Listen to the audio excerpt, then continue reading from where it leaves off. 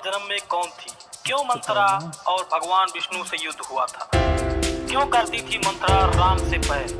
दोस्तों, इस कथा का वर्णन मैं दैत्यराज हिरण्यकश्यप के पुत्र प्रहलाद के पुत्र का नाम विरोचन था। दोस्तों, प्रहलाद महान व्यक्ति थे, वैसे ही उनका पुत्र भी महान था। जब भक्त प्रहलाद अपने पिता की मृत्यु के बाद राजा बने तो उन्होंने भगवान विष्णु की भक्ति के साथ साथ अपने कुल परंपरा के अनुसार ही राज किया और राक्षस भी उन्हीं परंपराओं के साथ रहने लगे। अब फर्क इतना था कि राक्षस भगवान विष्णु को अपना आराध्य मानते थे और वहीं से शिव और भगवान विष्णु दोनों की कृपा प्राप्त होने लगी। किंतु राक्षस होने के कारण वैष्णव बनने से उनके अंदर सद्गुण आ गए। ज्यादातर लोग शाकाहारी और नियमित संध्या भोजन करने वाले थे। अब सदा धर्म की वृद्धि हो रही थी, अधर्म समाप्त हो रहा था।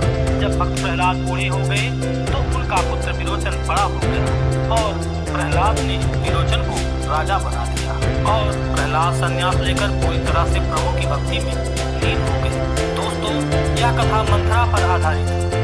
मंथरा ने कैकेयी का पालन पोषण किया था। इस रिश्ते से मंथरा कैकेयी की दासी के साथ साथ उनकी ध्याय माता भी थी।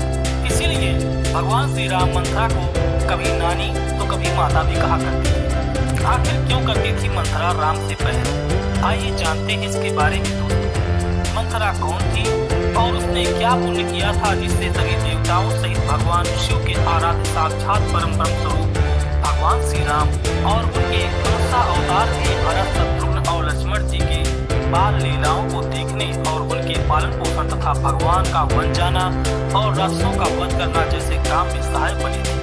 अगर वह ऐसा नहीं करती तो प्रभु श्री राम जी का वन गमन नहीं होता, तो दुष्ट राक्षसों का वध भी नहीं होता। अर्थात ईश्वर जो भी करता है वह किसी न किसी बहाने से और किसी से करवाता है। दोस्तों, अब चलते हैं कथा की तरफ। जब भक्त प्रहलाद ने अपने पुत्र विरोचन को राजा बना दिया तब वह अच्छी तरह से राज करने लगे और महाराज विरोचन सुबह सुबह स्नान ध्यान करने के बाद जो भी उनके पास कोई याचक आते थे उनकी मनचाही मुराद को वह पूरी करते थे और उसके बाद अन्न जल ग्रहण करते थे। महाराज विरोचन इतने महान राजा थे कि जिनके राज में कोई भी प्रजा दुखी नहीं थी। और फिर एक दिन महाराज विरोचन दिग्विजय के लिए निकले। उन्होंने पृथ्वी लोक के सहित सारे स्वर्ग को जीत लिया और इंद्र को स्वर्ग से निकाल दिया।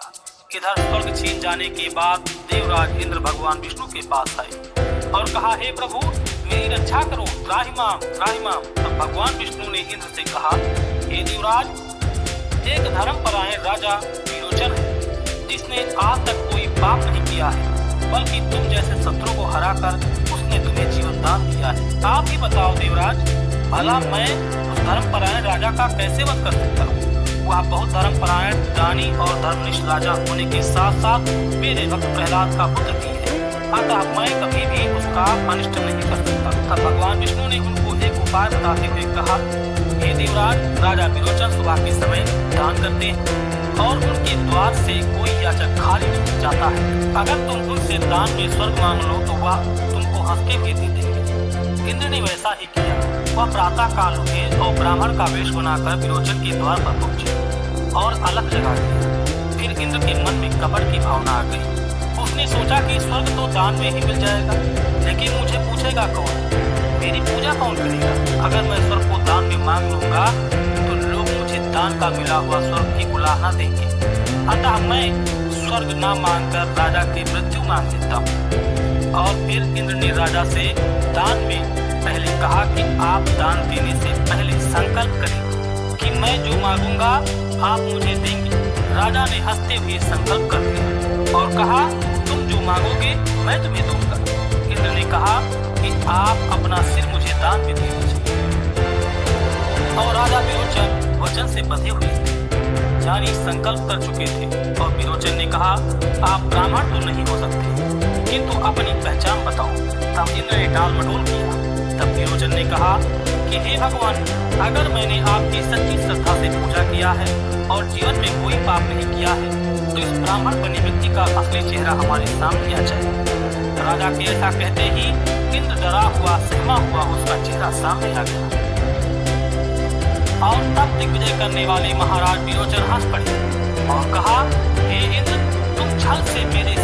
मांग रहे हो और तुम्हारी वजह से मेरी मृत्यु हो रही है, किंतु तुम ज्यादा दिन तक राज्य नहीं भोग पाओगे, क्योंकि मेरी संतान तुम्हारे इस कपट का बदला जरूर लेगी। ऐसा कहकर महाराज विरोचन ने अपनी गर्दन को अपने हाथ से ही काटकर इंद्र को दान में दे दिया।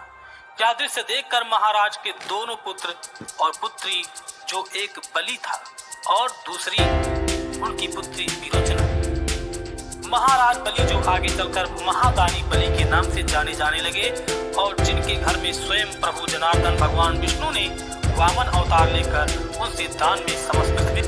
दूसरी संतान विरोचना उनकी पुत्री थी। दोनों अंतर्नाद करते हुए, रोते हुए, बिलखते हुए वहां आए।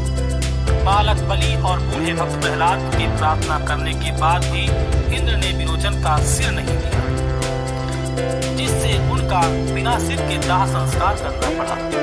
इंद्र अपने स्वर्ग को चले गए और राजा बलि छोटे थे, बिना इंद्र को हराए पिता का सिर नहीं ला सकते थे। अतः बलि ने अपने दादा का आशीर्वाद लेकर स्वर्ग पर चढ़ा और राजकुमारी विरोचना भी अस्त्र शस्त्र लेकर सुशोभित थी और उसने सारी राजसी विद्या भी सीख रखी थी और उसने स्वर्ग पर अचानक आक्रमण करके रास रंग में डूबे देवताओं पर नागबाण की वर्षा कर दी और सभी देवताओं को बंदी बना लिया। भाई बलि ने पिता का सिर लेकर युद्ध को विराम कर दिया, लेकिन राजकुमारी ने इंद्र सहित अग्नि, वरुण तथा समस्त देवता को जिंदा न छोड़ने पर अड़ गई थी। नागों के जहर से सभी देवता चित्कार कर रहे थे। देव माता अदिति अपने पुत्रों की रक्षा के लिए राजकुमारी से अनुनय विनय कर रही थी और अपने आप को उनकी दादी होने की गुहार लगा रही थी। जब राजकुमारी कोई बात नहीं मान रही थी, तब अदिति ने हाथ जोड़कर भगवान जनार्दन विष्णु की आराधना करने के लिए शुरू कर दिया और भगवान विष्णु वहीं पर प्रकट हो गए और राजकुमारी से देवताओं को छोड़ देने की आग्रह कर दी। राजकुमारी ने अपनी विद्या के अभिमान में भगवान विष्णु का तिरस्कार किया और भगवान विष्णु को दुर्वचन और कटवचन बोलने लगी। तब भगवान विष्णु ने गरुड़ का आवाहन करते हुए कहा, इसके नागत्व को यहीं पर समाप्त कर दो। और हजारों गरुड़ एक साथ प्रकट हो गए और एक एक करके वह सारे नागों को खा गए और देवताओं के प्राण बच गए। किंतु राजकुमारी अपने पिता के साथ कपट होने से क्रोधित थी, अतः वह गरुड़ सेना पर आक्रमण करने लगी और तलवार लेकर उनके पंख को काटने लगी। यह देखकर भगवान के वाहन गरुड़ क्रोधित होकर राजकुमारी पर सेना के साथ टूट पड़े। इतने सारे पक्षी और अकेली राजकुमारी गरुड़ से कैसे बचती? गरुड़ सेना के चोट के प्रहार से विरोचना के शरीर का अंग भंग हो गया और उसकी आंखें घुसी और टेढ़े मेढ़े दांत भयानक हो गए और सारे गरुड़ ने राजकुमारी के पीठ को नोच डाला, जिससे उसके पीठ में बहुत भयानक घाव हो गया जो सूजकर कुबर की गठरी बन गई। इसी कारण से उसकी कमर झुक गई और उसकी शक्ल बेशक्ल और भयानक हो गई। देवता और दानवों का युद्ध समाप्त हो चुका था। देवता स्वर्ग पर काबिज थे और दानव पृथ्वी और पाताल दोनों लोकों में स्वामी बन चुके थे। राजकुमार बलि राजा बन चुके थे और भक्त प्रहलाद और गुरु शुक्राचार्य की सहायता से राज्य का निर्वाहन कर रहे थे। और इधर राजकुमारी विरोचना की भयानक शक्ल हो जाने के कारण लोग उसकी मजाक उड़ाते थे। इस दुख से क्षुब्ध होकर राजकुमारी नियमित सुबह, शाम, दोपहर और रात सिर्फ भगवान विष्णु को गालियां देती रहती थी।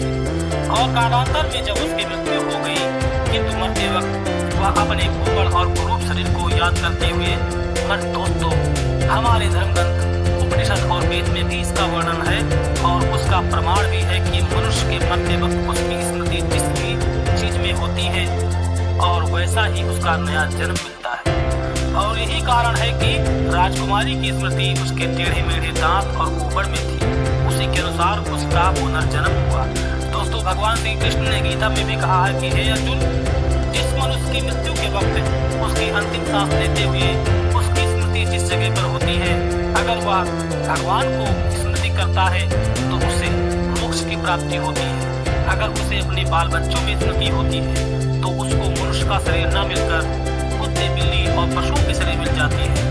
वैसे ही दोस्तों उसकी भी शरीर नए रूप में प्रकट हुई और दोस्तों फिर वही टेढ़े मेढ़े दांत के अनुसार उसका पुनर्जन्म हुआ और वह पुनः अपने टेढ़े मेढ़े दांत और ऊपर के साथ शरीर के उसी कमी के साथ जन्मी। दोस्तों आपको बता दें कि उसने पूर्व जन्म में बैर भाव से नित्य प्रभु का स्मरण किया था, इसलिए प्रभु ने उसको अपने बाल लीला और समस्त सुख को दिया, जो हजारों साल तपस्या करने पर भी नहीं प्राप्त होते।